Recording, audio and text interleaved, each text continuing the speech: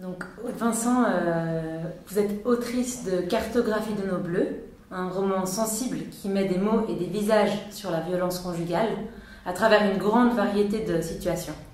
Et ma première question, c'est pourquoi ce titre, Cartographie de nos bleus? Qu'est-ce qui symbolise pour vous? Alors, plusieurs choses. D'abord, le sens le plus évident pour moi, c'était que le livre fait en partie les personnages recensent toutes les violences qu'elles ont pu traverser dans le cadre de la part de leur ex-conjoint, parce qu'il y a souvent un peu le stéréotype que les violences conjugales c'est des coups. Or évidemment il peut y avoir des violences physiques de toutes sortes, mais il y a aussi très souvent des violences sexuelles, et il y a absolument toujours des violences psychologiques qui sont elles un peu plus difficiles à cerner. Du coup, il y avait vraiment la volonté d'essayer d'expliquer quelle forme elles pouvaient prendre. Et aussi les violences économiques qui sont assez courantes et qui sont encore moins peut-être perçues de l'extérieur que les autres. Donc voilà, il y a vraiment essayé de dessiner ce que ça recouvre, les violences conjugales, qui peut être un terme assez flou pour les gens qui n'ont pas connu ce genre de situation. Et après, il y a le deuxième niveau, c'est le fait que chaque personnage se rend compte que sur cette carte, on va dire, des violences conjugales, elle n'est pas seule, qu'il y en a plein d'autres qui ont traversé ça. Et du coup, c'est ce moment qui est, je pense, très important dans la reconstruction, de se rendre compte que ça nous est pas arrivé à nous singulièrement parce qu'on a fait ou on est quelque chose. Ça arrive à plein d'autres femmes qui sont très différentes de nous. Et du coup, c'est vraiment un moment important d'échange avec l'autre qui a traversé une expérience similaire pour pouvoir aller au-delà. Et puis du coup, c'est un peu le dernier sens de cette carte, c'est qu'une fois qu'elle est établie, on peut la mettre à distance, puis on peut se redessiner une vie, quoi. Voilà. Est-ce que vous pouvez nous en dire plus sur votre démarche qui se situe, il me semble, entre le recueil de témoignages et la fiction? Est-ce que vous avez travaillé par exemple avec des associations? Est-ce que vous avez récolté des témoignages? Alors oui, la matière, on va dire, du roman, ce sont des témoignages et des vécus. D'abord le mien, parce que si j'ai choisi ce sujet, c'est parce que je suis une survivante de violences conjugales. Du coup, les témoignages qui sont venus après, c'est ceux de toutes les femmes que j'ai rencontrées en allant dans une association chercher du soutien. Et puis après, j'ai cherché à en lire le plus possible aussi,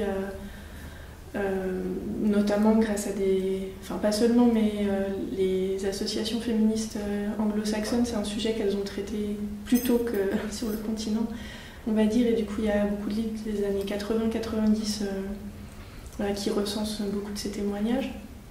Et donc oui, j'ai essayé de chercher une grande diversité de témoignages dans le monde occidental en tout cas, et pour essayer de dégager ce qui était commun et pour montrer, et à l'inverse pour constater, puis du coup après essayer de rendre dans le roman toute la diversité par contre des femmes qui peuvent rencontrer ce type de violence.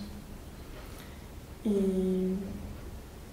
voilà, et du coup dans le roman il y a 6 personnages, il y en a 5 qui sont totalement fictionnels mais dont les expériences que je leur fais traverser sont issues d'exemples réels, recomposés et remis dans un sens différent, mais par exemple je tenais beaucoup à pas inventer de violence. Il y en a assez comme ça, et du coup c'est toujours tout ce que les personnages traversent ou peuvent raconter, ce sont des choses que j'ai pu entendre ou vivre ou lire. Et il y a une seule des personnages qui n'est pas un personnage de fiction, qui est Pat Lofer, qui était une poétesse canadienne. Et donc là, pour elle, j'ai travaillé à partir de sa biographie et surtout beaucoup à partir de ses poèmes. Voilà. Et ma dernière question, qu'est-ce que la fiction apporte à l'enquête de terrain pour dénoncer et aussi, bien sûr, pour agir contre les violences conjugales? Alors le choix de la fiction, ça a été pour essayer d'avoir de l'espace pour pouvoir explorer et essayer de transmettre le ressenti des personnages pendant la période des violences, mais aussi après, parce que ce sont des choses qui, dans un essai, sont beaucoup plus, de fait, difficiles à faire passer, même s'il y a des phrases à ce sujet, ça va être beaucoup plus sec, on va dire, enfin plus distancié. Et là, en fait, j'avais envie que les gens ne puissent pas prendre la distance qu'il est plus facile de prendre avec un essai. Il y a des essais qui existent qui sont très bien sur le sujet et qui apportent beaucoup d'informations. Mais voilà, quand on lit, c'est relativement facile de se dire bon, bah voilà, c'est des chiffres, c'est une enquête sur une situation qui ne me concerne pas, par exemple. Et même en fait, alors même si je pense que ça change un peu après MeToo, la façon dont c'est abordé dans les arts, dans l'édition, même bon, pas tout le temps, mais quand même. Mais avant, il y avait beaucoup de témoignages, on en trouvait assez facilement des livres de témoignages de violences conjugales, mais souvent les éditeurs les poussaient vers quelque chose d'assez dramatique et singulier, en allant chercher sur ce qui était particulièrement horrible dans cette situation, qu'est-ce qui allait expliquer, entre guillemets, cette situation précise-là. Du coup, là, c'était très facile aussi de se distancier en se disant que c'était quelque chose de... Voilà, c'était un monstre qui était à l'œuvre, etc. Et que, du coup, ça en faisait pas une situation qu'on pouvait généraliser. Donc là, j'ai vraiment essayé, en choisissant à la fois la fiction, en choisissant qu'il y ait plusieurs personnages, aussi, de faire que ça devienne vraiment très difficile de se distancier de toutes ces personnes-là. Et que j'espère qu'il y en a forcément au moins une des personnages qui aura assez de choses en commun avec le lecteur ou la lectrice pour qu'il ne puisse pas éloigner le livre facilement. Alors je sais, du coup, dans certains retours que j'ai eus, je sais que du coup, il y a des gens qui des fois ont un peu du mal à lire le roman parce que c'est pas très rigolo, c'est un peu difficile. Et en même temps, le meilleur retour que j'ai eu par rapport à ça, c'est aussi un lecteur qui m'a dit enfin une lectrice d'ailleurs, qui m'a dit que oui, c'était difficile à lire, mais qu'elle pouvait refermer le livre, que les femmes qui sont dans les situations de violence conjugale, c'est compliqué de partir.